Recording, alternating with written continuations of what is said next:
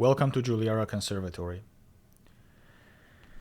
In this video, I'm launching a new series, an exciting one, dedicated to this brilliant book by the great, truly great, Josef Hofmann.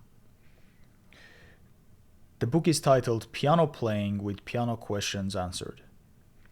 It is an invaluable resource, a very inexpensive book, which I suggest all piano students, teachers, even piano amateurs to own, read, and treat as a reference guide by rereading throughout their lives.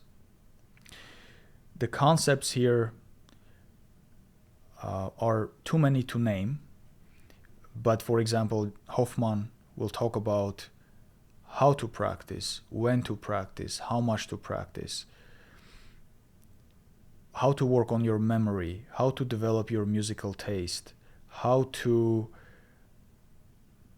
choose repertoire, how to prepare yourself physically and mentally for recitals, and so on and so forth. Why Hofmann? Well, I think we can start by reading what the book claims and then maybe move a little bit further. So here's what the book says.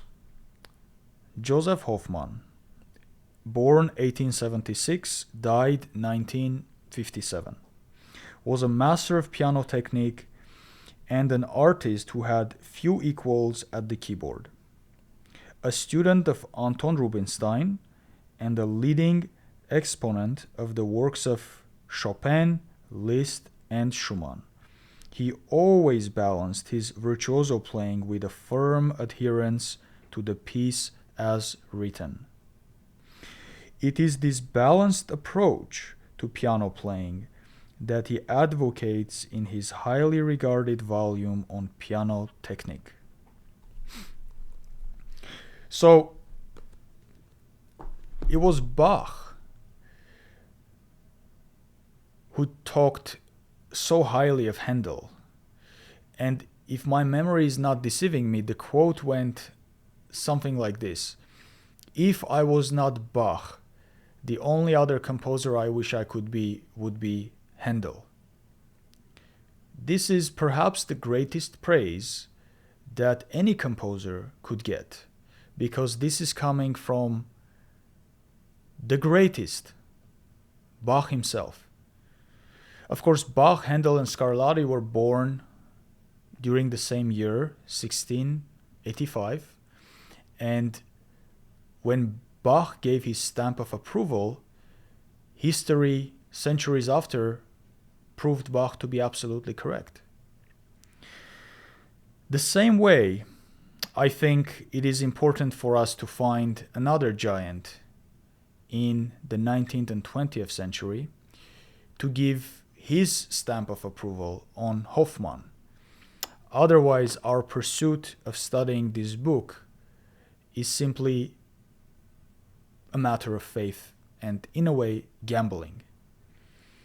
So who was this giant? Well, many of you might have already guessed this would be Hofmann's contemporary, friend and colleague, the great and incomparable Sergei Rachmaninoff.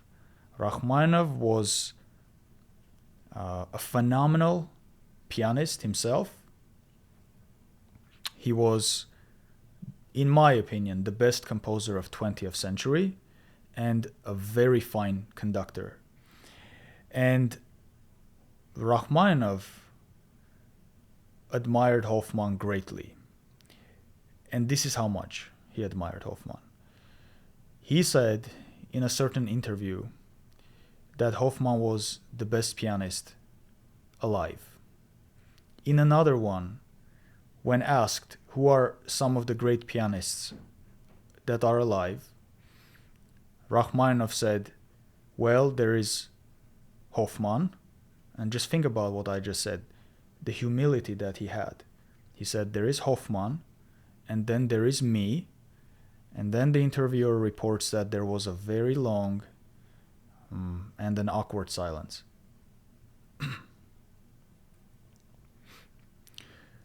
Rachmaninoff went a step further.